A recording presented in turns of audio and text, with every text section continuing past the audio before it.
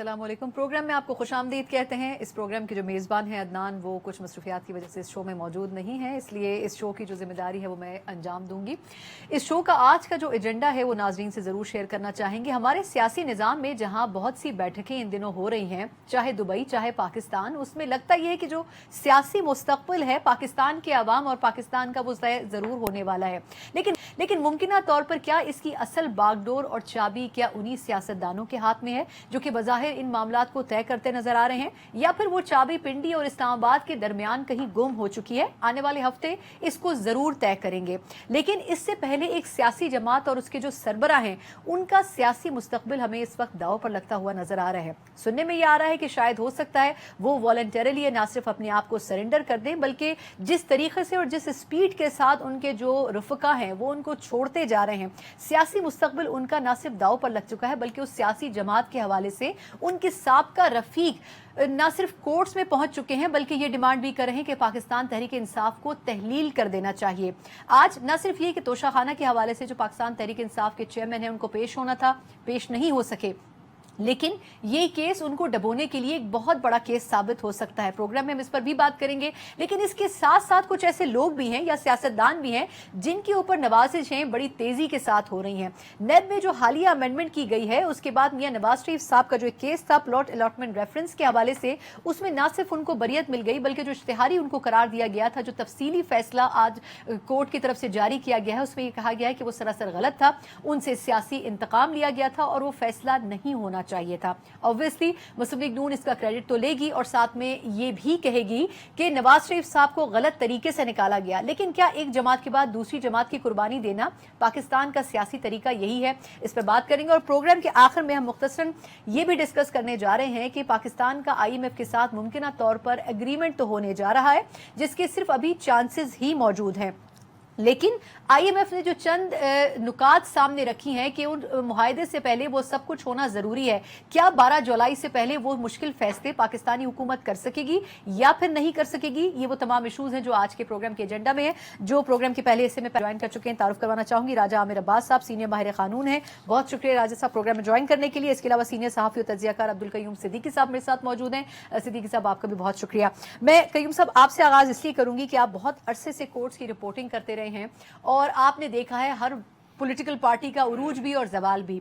जो पाकिस्तान तहरीक इंसाफ की लीडरशिप के साथ हो रहा है, सबसे पहला सवाल इस्लामाबाद में ये किया जा रहा है कि क्या उनकी लीडर को गिरफ्तार किया जाना बहुत करीब देख रहे हैं या फिर वो खुद सरेंडर कर सकते हैं? मुमकिन तौर पर सबसे पहले उस लीडर के हवाले से जानना चाहूंगी।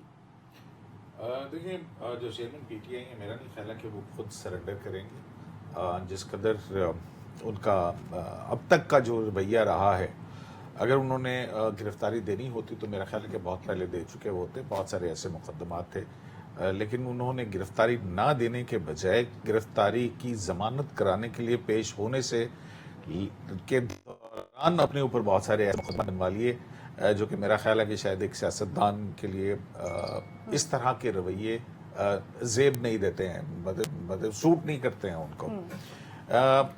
देखें, अगर कोई गिरफ्तार करने आया, वारंट दिया, और हमने देखा माजी के अंदर भी पहले भी सियासी गिरफ्तारियां हुई हैं, सियासतदान उठते हैं और जाते हैं और फिर उसके बाद वो अपना एक प्रोसेस है, जेलों से नहीं डरते। तो ये मेरा ख्याल है कि मैं नहीं समझता हूँ कि चेयरमैन PTI जो हैं वो इस हद तक राजी है कि वो गिरफ्तारी दे देंगे। गिरफ्तारी दे के उनको फ़ायदा क्या है? पहले तो बात ये है ना, अभी तक तो बहरहाल जिनके ऊपर जो मुकदमात हैं, कुछ बिल्कुल अभी तक तो ज़मानतों के मरहले से आगे नहीं निकले हैं। बहुत सारे ऐसे हैं जिसमें तोशा खाना का ट्रायल का मामला है, तोशा खाना वाला जो गड़ी वाला मामला है, वो ट्रायल ही शुरू नहीं होने दिया जा रहा है। वो उनकी भरपूर कोशिश है कि किसी तरह से आपके ख्याल में पाकिस्तान तहरीक इंसाफ की तरफ से आ रहा है? वो उनकी तरफ से भी आ रहा है। आप देखें ना कि चार्ज फ्रेम करने के लिए बुलाया था तो अदालत के ऊपर कैसे चढ़ाई हुई थी कि फिर फाइल जो है वो बाहर आई थी जज साहब की तरफ से कि भी वहां पे हासिल लगा दें, बाहर बैठे हुए इस कदर हंगामा रही। और फिर उन्हीं देखें ना, ज्यादातर आप देखें जब भी ये जमानतों के लिए जाते हैं अदालतों में, जब जत्थेबंदी के साथ आगे गए हैं तो उसकी वजह से बहुत सारे मुकदमात तो सिर्फ उनकी वजह से बने।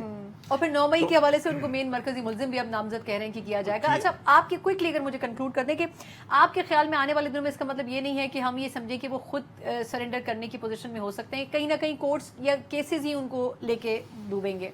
बिल्कुल जो कुछ भी हो मेरा ख्याल है कि वो खुद तो गिरफ्तारी नहीं देंगे। और दूसरी बात जी। ये है कि अब जैसे कि आपने देखा है कि एक अभी हाल ही में एक ऑर्डिनेंस के ज़रिए तरमीम की गई है, ऑल्दो के मेरा ख्याल है कि अगर पार्लियामेंट का कानून मौजूद था और नैब के अंदर 30 रोज़ा के बजाय 14 दिन का रिमांड दिया था, वो बिल्कुल ठीक था। ये आखिरी 30 वक्त रोज के पे कर ऊपर दिया इस वक्त गया। 30 रोज़ करना, मेरा ख्याल है कि ये बड़े सोच समझ के किया गया है। अच्छा, मैं इसमें फिर थोड़ा उसके सा- अंदर एक और चीज़ भी है ना, उसके अंदर जो दूसरी चीज़ है वो ये है कि जो अप्रूवर है उसकी भी उस हवाले से भी अमेंडमेंट्स आई हैं। वो राजा साहब जो हैं वो आपको मैं वही उसके उसी पे कॉन्सिक्वेंसेस के बारे में ज्यादा हाँ। बेहतर तौर पर बता उसी पे सर राजा साहब, ये जो अमेंडमेंट्स बहुत ही अर्जेंसी में की गई, कुछ लोगों की ये भी राय है कि इस पे उमर चीमा साहब ने आज एक स्टोरी भी फाइल की है कि जी अगर सही मायनों में देखा जाए और अगर मेरिट पर देखा जाए तो फिर शायद ना तो पीटीआई के चेयरमैन और ना ही उनकी अहलिया अरेस्ट हो सकेंगी। लेकिन मेरिट के ऊपर कितनी हिस्ट्री हमारी रही है कि मेरिट पे चीजें होती हैं। ये तो मुस्लिम लीग नून की लीडरशिप भी कह सकती है कि मेरिट पर उनको अरेस्ट नहीं किया गया, पॉलिटिक्स से नहीं निकाला गया। एक तो ये कि जो अमेंडमेंट्स की गई हैं, इस पे पहले 14 दिन किया गया, इसको 90 रोज से, फिर वापस इसको 30 दिन कर दिया गया। ये डिसीजन क्या बगैर सोचे समझे लिए जा रहे हैं या आपके ख्याल में कुछ लोगों को मद्देनजर रखकर लिए जा रहे हैं? देखिए सना, दो बातें हैं। पहली बात तो आपने अपने इंट्रो में जो बात की एंड रिपीटेडली की कि जी ये केसेस इमरान खान को डुबो देंगे, तो I absolutely do not agree with this word डुबो देंगे। ये तो सियासत में केसेस या ये केसेस की बुनियाद पे किसी सियासी पार्टी को या किसी लीडरशिप को कभी भी ख़त्म नहीं किया जा सकता। ये हमारी पॉलिटिकल हिस्ट्री को अगर हम देखें तो चाहे जुल्फ़िकार अली भुट्टो हो, चाहे मियाँ नवाज शरीफ हो, चाहे कोई भी हो, तो किसी को ना डबोया जा सका ना किसी को ख़त्म किया जा सका। नंबर दो, जो आपने बात की कि जी वो सरेंडर करेंगे, कानून में कोई ऐसी चीज़ नहीं है जिसको सरेंडर किया जा कहते हैं। जब भी आपके खिलाफ कोई एफआईआर होती है तो उसका जो रेमेडी होती है वो होती है कि अगर तो वो बेलेबल ऑफेंस है तो ऑटोमेटिकली बेल होती है, नॉन बेलेबल है तो ऑब्वियसली कोई एक मुल्ज़िम इस मुल्क में नहीं है कि जो ये ना करे कि जाके बेल के लिए अप्लाई ना करे। सही। तो वो एक लीगल कोर्स है, उन्होंने अडॉप्ट किया है। और ये कहना है कि जी कि वो कुछ सरेंडर करेंगे या खुद दे देंगे, सरेंडर पॉइंट ऑफ व्यू से मेरा मकसद ये नहीं था कि कोई केस ऐसा है। मेरा मकसद सिर्फ ये था कि जो उनके इर्द गिर्द जो पॉलिटिकल जो उनके दोस्त हैं, बाब हैं या जो पीटीआई के बाकी लोग हैं, वो एक एक करके उनको छोड़ते जा रहे हैं। तो क्या उस प्रेशर की वजह से खान साहब जो हैं वो हार ना जाए? देखिए, ये भी हमारी एक पॉलिटिकल हिस्ट्री है कि जब हम देखते हैं बड़े बड़े लीडर्स, मियाँ साहब की मिसाल ले लें, जब उन्होंने पीछे मुड़ के देखा तो उनके पीछे कोई भी नहीं खड़ा था जो नारे मारते थे चलो जी मियाँ साहब हम आपके साथ हैं। तो ये कोई उसके लिए कोई ऐसा इशू नहीं है कि जिसकी वजह से वो कोई सरेंडर करके जेल में जाके बैठ जाएंगे। He will take his legal remedy, और जो भी लीगल रेमेडी है उनकी टीम उसमें मुकम्मल तौर पे उनके साथ एक्टिवली काम कर रही हैं। और 180 केसेस में डेली आना जाना ये हर शख्स की बस की बात नहीं है। अब नैब पे आ जाते हैं। क्या आपका जो मेन ये आपने सवाल किया कि जो अमेंडमेंट्स हुई हैं, मैं वो पूछना चाह रही हूँ। वही अमेंडमेंट्स, तो ये अमेंडमेंट्स क्या कोई सोचे समझे आपने कहा या कि उन्होंने ये समझा कि जी वो इन्होंने बस ऐसे ही रैंडमली कर दी? ये अमेंडमेंट्स बहुत सोच समझ के की गई हैं और बड़ी शर्मनाक अमेंडमेंट्स हैं फॉर द रीज़न कि एक तरफ तो पार्लियामेंट जोन सा है पूरा, वो नैब के जो कवानीन हैं उनको, जिनको ड्रैकोनियन लॉस कहा करता था, जिसमें चेयरमैन नैब की जो पावर्स थी उसको कहता था कि ये ऐसी पावर है कि वो जब चाहे जिसे चाहे ये गिरफ्तार कर सकते हैं, जिसमें उन्होंने पार्लियामेंट में ये पूरा अपना एक नैरेटिव बनाया कि जी ये जो ऑनेस्ट है बर्डन ऑफ प्रूफ का ये नैब के ऊपर होना चाहिए। और उन तमाम नैरेटिव्स को सामने रखते हुए पार्लियामान ने अमेंडमेंट्स कर दी। बिल्कुल, जो पहली अमेंडमेंट्स थी जो अभी चैलेंज हैं सुप्रीम कोर्ट ऑफ पाकिस्तान। जिनको इमरान खान ने इस बुनियाद पे चैलेंज किया कि जी ये हार्श लॉ था, इसको जी मैं वापस हार्श लॉ लाया जाए। ठीक है आप नहीं, लेकिन राय अब साहब ये भी तो बात है ना वो कि point इमरान से खान back साहब कर रहे ने हैं, वो point उन्हीं add कर रहे हैं। तरामीम को बोले जो है वो चलो। चैलेंज किया हुआ। चलें इनसे सवाल करें। नहीं वो अपना नहीं, पॉइंट ये ऑफ व्यू बाहर दे है, रहे हैं ना, इन्होंने वो कहा पॉइंट ऑफ व्यू दे रहे हैं, था वो भी रोज कि ही राजा काम साहब करते बेहतर हैं। बताएंगे, लेकिन अब ये खुद बेहतर बेहतरीन हो एक गए। नहीं, वो भी एक question political raise कर context रहे हैं में ना, तो बताना बिल्कुल। ना राय साहब। ठीक। देखिए, I am here to answer your questions. ठीक है। अच्छा राजा साहब, मैं उस बात पे अब वापस बात आती हूँ। सुनिए जी। मेरी, कंप्लीट लेट मी कंप्लीट। अब बात हो रही थी कि کیا ضرورت پڑی کہ رات کو 12:03 پہ دوبارہ amendment ایک کی جائے؟ ایکٹنگ پریزیڈنٹ کے ذریعے پارلیمان کی ہوئی امینڈمنٹس کو ریورس کیا گیا بالکل۔ اور اس کو 180 ڈگریز لے کے گئے. وہ جو کہا جاتا تھا کہ یہ کوئی دہشت گرد تو نہیں ہے، وائٹ کالر کرائم ہے، ان کا اتنا لمبا ریمانڈ کیوں دیا جاتا ہے، اسی کو بڑھا کے 30 دن کر دیا گیا. پھر دوسری بات کر دی گئی کہ جی چیئرمین نیب کی جو آپ نے پاورز تھی اریسٹ کی، اس کو ریگولیٹ کیا، اس کو کرٹیل کیا، ایک سسٹم بنایا کہ جی only during investigation after repeated notices اس کے پاس اختیار ہے، اس کو ختم کیا، بولا کہ آپ انکوائری میں کر سکتے ہیں. پھر آپ نے چینج کر دیا کہ جی اب جو برڈن آف پروف ہے وہ کوئی پبلک آفس ہولڈر بتائے کہ جناب اگر کوئی گفٹ مل گیا ہے، یہ گفٹ کا لفظ یوز ہوا ہے، تو اس نے ثابت کرنا ہے کہ جی یہ تو بڑا کلیئر تھا، otherwise he would presume to be doing corruption and corrupt practice. And number 4 جو صدیقی صاحب نے بات کی کہ اپروور کی سٹیٹمنٹ میں پہلے امینڈمنٹ کر دی، ان کا وزڈم پورے پارلیمان کا یہ تھا کہ وہ دوسرے ایکیوزڈ کے خلاف استعمال نہیں ہوگی، لیکن اب انہوں نے کہا کہ وہ سٹار ایویڈنس ہوگا جو اپروور ہوگا وہ دوسرے کے خلاف. میننگ دیر بائی کہ انہوں نے ذہن میں 2 کیسز رکھے. پہلی جو امینڈمنٹس کی تھی وہ کیسز کو ختم کرنے اور کیسز سے بچنے کی تھی.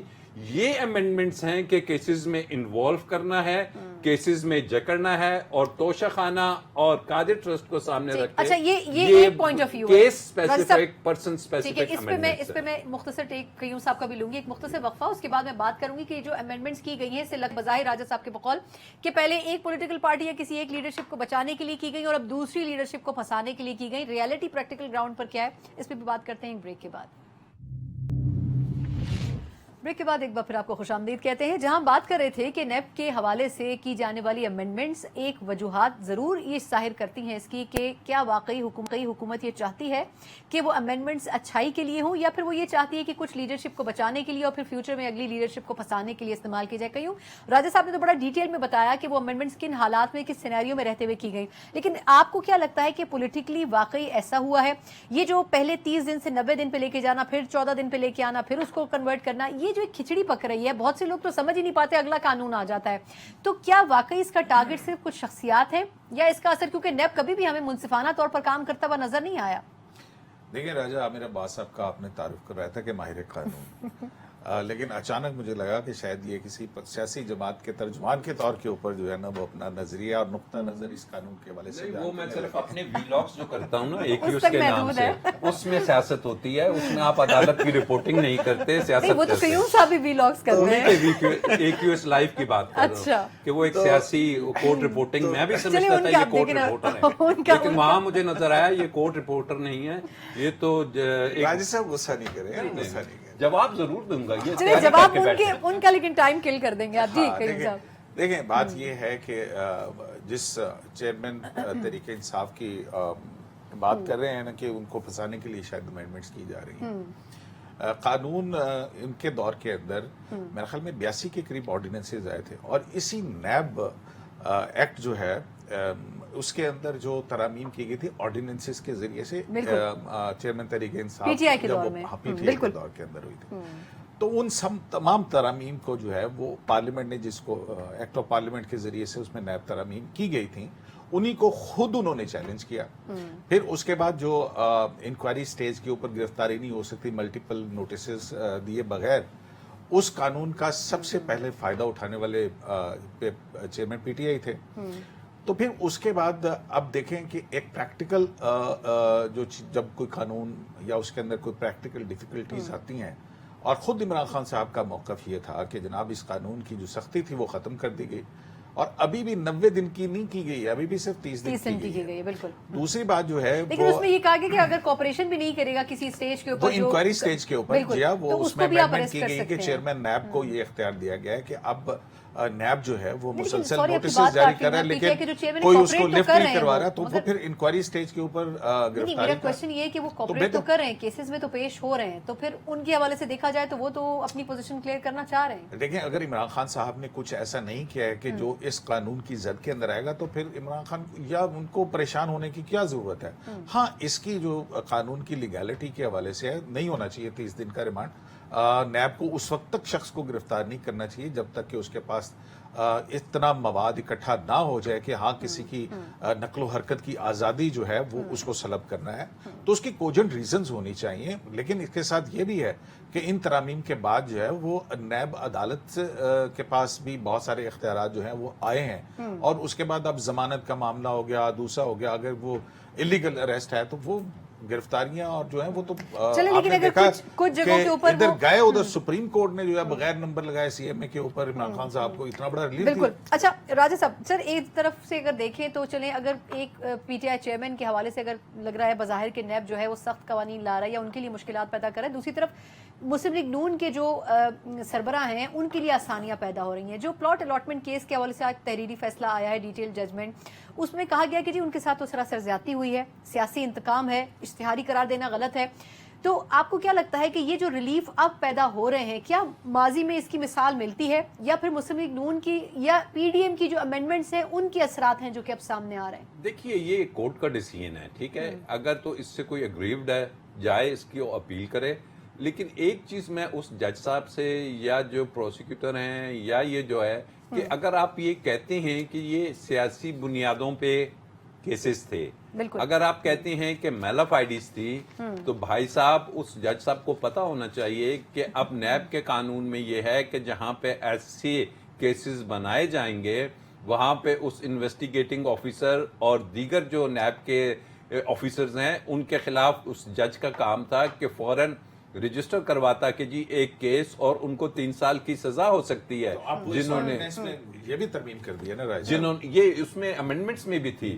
تو اب اس کی حد تک بھی ذرا ہمت پکڑیں وہ اور کریں کہ جناب اس ملک سے یہ جو پولیٹیکل آرم ٹویسٹنگ ہوتی ہے وہ ختم ہونی چاہیے. یہ جو نیب کو پہلے تو سنا نیب کا ادارہ خالی استعمال ہوتا تھا پولیٹیکل آرم ٹویسٹنگ کے لیے, بٹ اس دور میں موجودہ حکومت نے تو نیب کے ادارے کے ساتھ ساتھ وہ جو نیب کا قانون ہے اس کو بھی ایک موم کی ناک بنا دیا ہے, کبھی ادھر کرتے ہیں کبھی ادھر کرتے ہیں. تو اب قانون اور ادارہ دونوں استعمال ہو رہے ہیں. ہو چکے ہیں. چلیں ایسے اب جس ملک کے اندر عدالتیں سیاسی انجینئرنگ کا حصہ بنے, آپ اس دور اس میں آپ کیا مطلب ہے کہ پاناما سے آپ شروع ہو جائیں اور پھر اٹھاتے چلے جائیں ایک سے ایک بڑھ کے فیصلہ کہ کس طرح سے جو ہے وہ صادق اور امین ڈکلیئر کرنے کے بعد جو ہے وہ قوم کے سر کے اوپر. میرا خیال ہے کہ جو ایک پولیٹیکل پارٹی جو بوتی ہے وہی کچھ عرصے کے بعد وہ کاٹتی بھی ہے, اور میرا خیال ہے نون لیگ نے بھی ماضی میں جو کچھ کیا اس کے نتائج ان کو بھگتنے پڑے, جو ماضی میں کیا میرا خیال ہے اس کے نتائج اب وہ بھگت رہے. تو میرا خیال ہے کہ پولیٹیکل آرم ٹویسٹنگ ضرور کچھ وقت کے لیے اچھے نتائج دیتی ہے, لیکن ان دا لانگ رن وہ پولیٹیکل پارٹی جو ہے وہ اس سیاسی سلیٹ سے صاف ہوتی ہوئی ہمیں نظر آتی ہے, اور پاکستان میں شاید ہم ایسا ہوتا ہوا دیکھ بھی رہے ہیں. دونوں مہمانوں کا بہت شکریہ. ایک مختصر وقفہ, اس کے بعد ہم بات کریں گے کہ اس وقت پاکستان میں ڈالر کی اصل جو قیمت ہے کیا وہ اسی قیمت پر موجود ہے, اور آئی ایم ایف سے ہونے والا ممکنہ اگریمنٹ کیا ڈالر اور پاکستانی روپیہ جو ہے اس کو مستحکم کر کے کسی ایک پوزیشن پر لانے کی اہلیت بھی رکھتا ہے یا پھر نہیں. اس پر بات کریں گے ایک بریک کے بعد. بریک کے بعد ایک بار پھر آپ کو خوش آمدید کہتے ہیں. کافی دنوں سے یہ ڈیبیٹ ہے کہ پاکستان کا آئی ایم ایف سے اگریمنٹ ہونے جا رہا ہے, سٹینڈ بائی اگریمنٹ ہو چکا ہے اور آنے والے دنوں میں پراپر اگریمنٹ بھی ہو جائے گا. خوشی کے شادیانے بج رہے ہیں. شہباز شریف صاحب کو یہ تک کہنا پڑا ہے کہ بحالت مجبوری یہ کیا گیا, پاکستان کے پاس کوئی آپشن نہیں تھا, لیکن اگر ہم اچھے طریقے سے اس پورے پروگرام پر چلیں گے اور مستقبل میں پاکستان کا ایک بالکل پرسیپشن اور جو شکل ہے تبدیل ہو جائے گی, پاکستان ایسی پوزیشن میں چلا جائے گا کہ وہ دوسرے ملکوں کو قرضے دے سکے. اتنے سہانے خواب دیکھنے کے بعد یقیناً پاکستانی عوام جو ہے وہ حواس باختہ ہیں. اس کی وجہ یہ ہے کہ اگر پاکستان کے ہم ریئل گراؤنڈ پر دیکھیں تو جو مہنگائی 38% پر پہنچ چکی تھی وہ پچھلے چند دنوں میں 29% پر آئی تو ہے, لیکن زیرو پر نہیں آئی ہے. پھر یہ کہ ڈالر ابھی بھی آپ کا جو ہے وہ 277 پر کھڑا ہے, آیا اگلے چند گھنٹوں میں کہاں تک جاتا ہے اس کے بارے میں بھی قیاس نہیں کیا جاتا. اگر روپیہ آج مستحکم ہوتا ہے تو اگلے آنے والے دن آپ کو روپے کا مستقبل نظر نہیں آتا ہے کہ وہ کہاں پر سٹینڈ کرے گا. پھر اس پورے سینیریو میں آئی ایم ایف کی طرف سے یہ بھی کہا گیا ہے کہ 12 جولائی کو جو ایگزیکٹو بورڈ کا اجلاس ہونا ہے اس سے پہلے ممکنہ طور پر پاکستان کو کچھ اور میجر سٹیپس بھی لینے ہیں. اتنے میجر سٹیپس لینے کے بعد بھی اگر پاکستان نے کچھ مزید اقدامات کرنے ہیں تو پاکستانی عوام ریلیف کے بجائے مزید بوجھ کے لیے تیار ہوں گے. کیا وہ ممکنات ہو سکتے ہیں, اور کیا پاکستان آئی ایم ایف کے چنگل سے نکل بھی سکتا ہے مستقبل قریب میں یا پھر نہیں, یہ وہ تمام چیزیں ہیں جس کے اوپر بات کرنے کی بہت ضرورت بھی ہے. اور اس کے لیے ایک ایسی شخص موجود ہے جو نہ صرف اکانومی کے حوالے سے بڑی بھرپور اور ایک بڑی آواز ہے سوشل میڈیا کے اوپر, سینئر صحافی بھی ہیں, اکانومی کو کور بھی کرتے ہیں, مہتاب حیدر صاحب. مہتاب صاحب تھینک یو سو مچ سے جوائن کرنے کے لیے. سر سب سے پہلے تو ایگریمنٹ ہوا نہیں، لیکن ہم نے بہت باتیں شروع کر دی کہ جی ہم نے بہت بڑی اچیومنٹ کر لی. ایک قرض جو کہ آپ نے لینا ہے اور وہ لینے کے لیے اگر راہ ہموار ہوئی ہے تو کیا اس کو ہم یہ کہیں گے کہ یہ ہمارا کریڈٹ ہے، یا ہم یہ کہیں گے کہ ہم اتنے مجبور ہیں کہ اس ایگریمنٹ کو کرنے کے لیے ہم نے تمام باؤنڈریز کراس کر دی؟ جی بسم اللہ الرحمن الرحیم، تھینک یو ویری مچ. دیکھیں بنیادی طور پہ پرائم منسٹر نے ایک اس کے بارے میں بات کی ہے. انہوں نے کہا ہے کہ یہ لمحہ فکریہ ہے، باعث یہ لمحہ فخریہ نہیں ہے ہمارے لیے. بالکل یہ میں سمجھتا ہوں کہ پراپر پرسپیکٹو ہے اور ٹھیک کہا ہے انہوں نے. دیکھیں شارٹ ٹرم میں ہمارے پاس آئی ایم ایف کے علاوہ کوئی آپشن نہیں تھی، چونکہ ان پہلے 6 ماہ کے دوران پاکستان نے $10.3 بلین کا قرضہ واپس کرنا ہے، اور اس ٹائم ہمارے پاس کوئی پہلے 6 ماہ میں جولائی سے لے کے دسمبر تک، اور ہمارے پاس $4 بلین کے لگ بھگ ریزروز اس ٹائم موجود ہیں. بالکل اگر $4 بلین کا اس میں سے رول اوور نکال بھی دیا جائے تو $6 بلین ایڈیشنل چاہیے ہمیں، اور وہ کہاں سے آئیں گے؟ وہ آئی ایم ایف کی سٹیمپڈ اپروول کے بعد کے بغیر حاصل نہیں کیے جا سکتے. یہ بالکل کلیئرٹی ہونی چاہیے.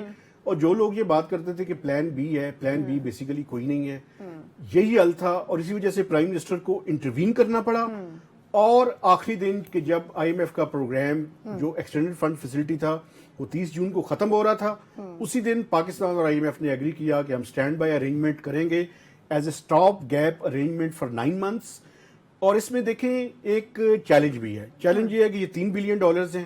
$1.1 بلین ایکسپیکٹڈ یہ ہے کہ 12 جولائی کو اپروو ہو جائے گا، کیونکہ اس کے پرائر ایکشن پورے ہو چکے ہیں. اس کے بعد جو باقی کام آپ نے کرنے میں اس میں بعد میں بات کروں گا. لیکن جو چیلنج ہے وہ یہ ہے کہ پہلے جو پروگرام ہے وہ پی ڈی ایم کے دور میں جو ہے وہ ہوگا، $1.1 بلین ملے گا. پھر جو دوسرا $1 بلین ہے وہ کیئر ٹیکر سیٹ اپ میں ہمیں ملے گا، اور جو آخری $1 بلین ہے وہ جب فریش مینڈیٹ لے کر اگر الیکشن ہوئے. اچھا مہتاب صاحب بالکل ٹھیک ہے، میں اس پوائنٹ پہ آتی ہوں. مجھے ایک چیز کا اسی حوالے سے ذرا ڈیٹیل میں جاننی ہے. آپ نے ابھی کہا کہ تقریباً $6-7 ارب کے قریب ہمارے پاس موجود ہوں گے، لیکن $10 سے $11 ارب ہمارے پاس ہونے چاہیے.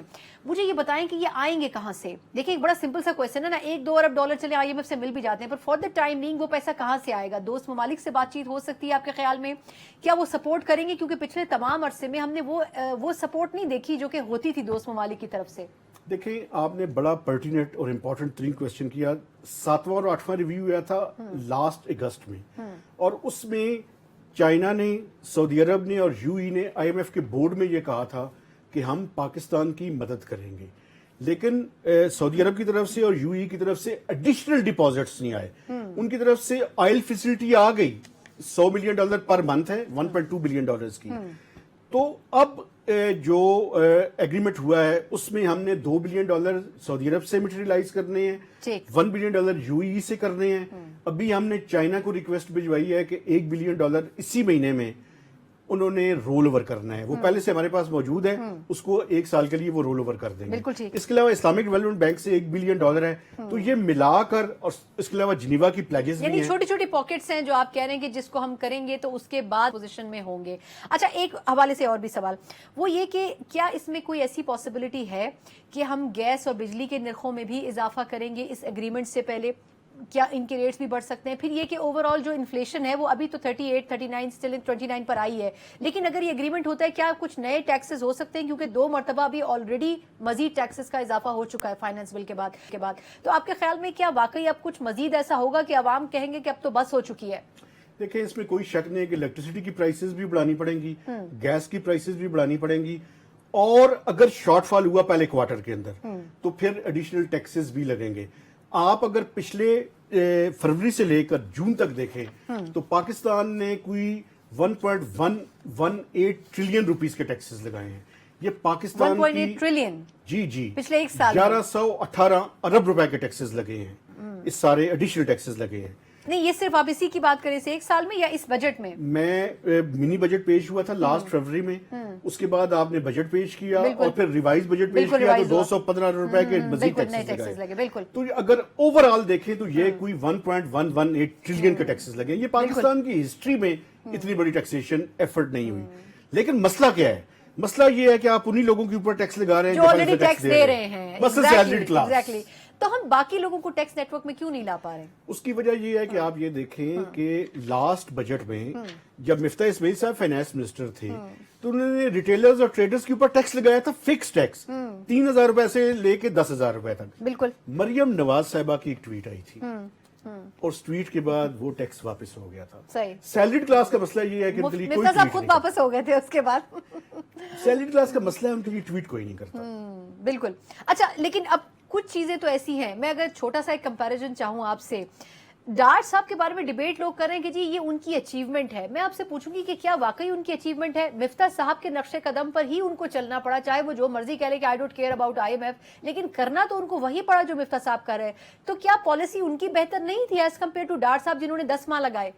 میں ذاتی طور پہ یہ سمجھتا ہوں کہ دیکھیں یہ IMF کا ایگریمنٹ اگر 8-9 مہینے پہلے ہو جاتا تو شاید ہمیں اتنی کاسٹ نہ پے کرنی پڑتی.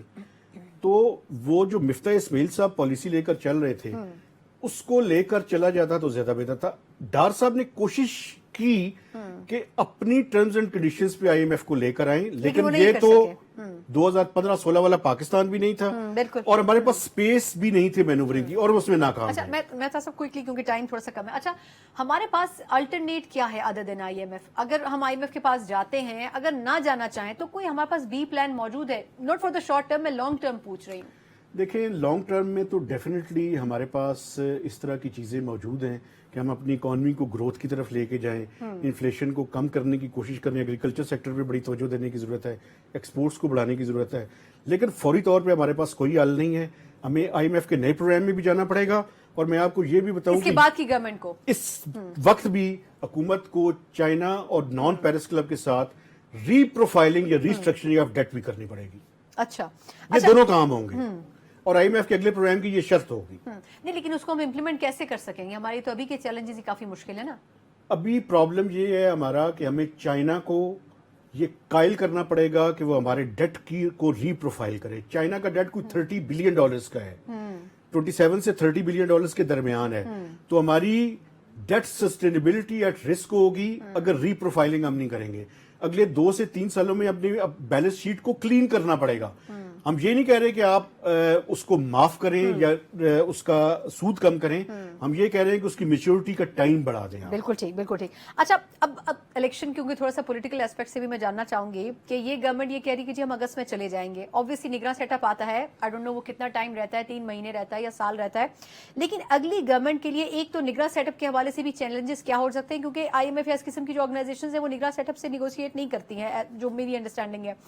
اگر نئی گورنمنٹ آتی ہے تو آپ کے خیال میں رفلی اس کو کتنا ٹائم لگے گا حالات اسٹیبل کرنے میں اکنامکلی؟ 1 سال 2 سال یا پورے 5 سال اسی اسٹرگل میں گزر جائیں گے اس کے؟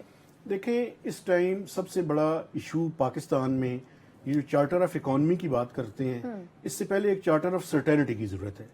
رولز آف دا گیم طے ہوں، کس نے کس ٹائم آنا ہے اور کیسے کرنا ہے. آئین اور قانون آپ کو بتاتا ہے کہ آپ 3 ماہ الیکشن کریں، اگر اسمبلی مدت پوری کریں تو 2 ماہ کے اندر کریں.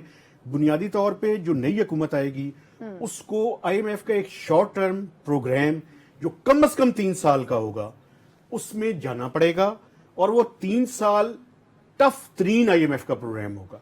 تو اس لیے جو بھی آئندہ آنے والے حکمران ہیں ان کے لیے جو اکنامک فرنٹ ہے اس میں چیزیں اتنی آسان نہیں ہیں.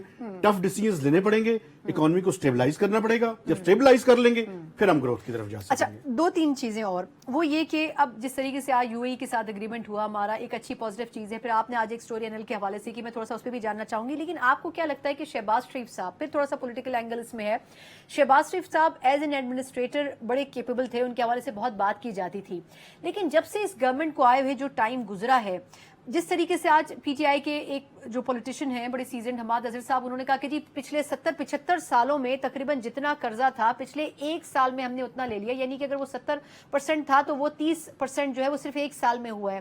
تو آپ کے خیال میں اگر ہم کمپیئر کریں تو شہباز شریف صاحب کی گورنمنٹ جو ہے وہ اکنامک چیلنجز کو بہتر دیکھ سکی ہے، یا PTI کی گورنمنٹ ہی جاتے جاتے ہماری ٹانگیں اور ہاتھ توڑ کر گئی ہے؟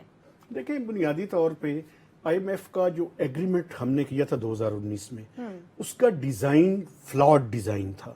اور آپ کو میں تھوڑا سا اگر پیچھے لے جاؤں تو اس ٹائم کے جو سیکٹری فائنانس تھے یونس ڈاگا صاحب، جن کو کس نے کیا تھا؟ وہ حفیظ شیخ صاحب نے کیا تھا. حفیظ شیخ صاحب اور رضا باقر صاحب نے کیا تھا. اور میں آپ کو یہ یاد کروا دوں کہ اس ٹائم جو سیکٹری فائنانس تھے یونس ڈاگا، اور اس ٹائم کے گورنر اسٹیٹ بینک ان کو انسرمونیسلی ایک طرف IMF نیگوشیٹ کر رہا تھا, ان کو ریموو کر دیا گیا تھا. باجوہ صاحب تو گورنر اسٹیٹ بینک تھے, ان سے کہا گیا تھا آپ ریزائن کریں, اور یونس ڈاگا صاحب کو ہٹایا گیا تھا. اور یونس ڈاگا صاحب پبلکلی یہ بات کہہ چکے ہیں کہ ہم IMF کی کچھ ایسی شرائط بعد میں ہم نے مان لی جو کہ ہم IMF کو پہلے ایگری کر چکے تھے کہ آپ اس سے لینیٹ اور سافٹ کنڈیشنز پہ معاہدہ کریں. ایک طرف تو وہ فلاڈ ڈیزائن تھا, اس کے نتیجے میں ہمیں بڑی مشکلات ہوئی 2019 سے لے کر 2022 تک. لیکن جو توقع تھی PDM کی گورنمنٹ سے کہ یہ اکنامک فرنٹ پہ پرفارم کریں گے, یہ پچھلے کوئی 12-14 مہینے میں وہ نہیں کر سکے. لیکن اس میں کہتے ہیں کہ جو اصل روٹ کاز تھا وہ IMF سے ایگریمنٹ نہ ہونا تھا نا, اس کے وہ اسی میں ہی پھنسے رہے ہیں پچھلے 10 مہینے. آپ 6 مہینے تک پچھلی حکومت کو بلیم کر سکتے ہیں, 6 مہینے کے بعد آپ کو اپنے اوپر بھی بلیم لینا چاہیے نا. آپ یہ وعدہ کر کے آئے تھے کہ وہ بڑے برے تھے, ہم اس کو ٹھیک کریں گے. آپ اپنی پرفارمنس کے بارے میں بتائیں, کب تک آپ صرف انہیں بلیم کرتے رہیں گے؟ تو اب ایک سال 12-14 مہینے کیا کیے اس گورنمنٹ نے, کیا غلط فیصلے کیے؟ میں سمجھتا ہوں کہ IMF کے پروگرام سے کو جو 7واں اور 8واں ریویو ہوا تھا, 9واں ریویو نومبر میں تھا, اس کو کمپلیٹ کر لینا چاہیے تھا. لیکن میں آپ کو ایک بات بتاؤں, IMF بھی چونکہ ہماری سپیس کم تھی تو IMF بھی ذرا ضرورت سے زیادہ ہارڈ تھا, لیکن ان کو کر لینا چاہیے. لیکن ہمارے سٹیٹمنٹس بھی تو ایسے تھے نا کہ ہم ان کو بالکل خاطر میں نہیں لاتے. ان سٹیٹمنٹس کا بھی آپ کے خیال میں ان اثر کی پڑا؟ سٹیٹمنٹس کا بھی اور پالیسیز کا بھی. ایکسچینج ریٹ کے اوپر IMF بڑا تھا کہ ایکسچینج ریٹ کو آپ آرٹیفیشلی مینج نہ کریں, اور اس کے ساتھ ساتھ آپ جو ہے وہ پیٹرول کی پرائسز بڑھائیں. وہ دونوں ہم نے روک کے رکھی شروع میں جب ڈار صاحب سپٹمبر کے آخر میں آئے تھے. تو اس کے نتیجے میں وہ ذرا انائڈ ہوئے کہ یہ وہی کام کر رہے ہیں جو PTI کی حکومت کر کے گئی ہے. تو وہ ٹرسٹ ڈیفیسٹ جو ہے نا, اس سے بڑا نقصان پہنچایا. اچھا, اسی حوالے سے ایک ضمنی سوال اور, وہ یہ کہ مسلم لیگ نون کی گورنمنٹ یہ کلیم کرتی ہے کہ جی جانے سے پہلے PTI کی جو گورنمنٹ ہے اس نے جان بوجھ کے IMF کے ایگریمنٹ کو خراب کیا.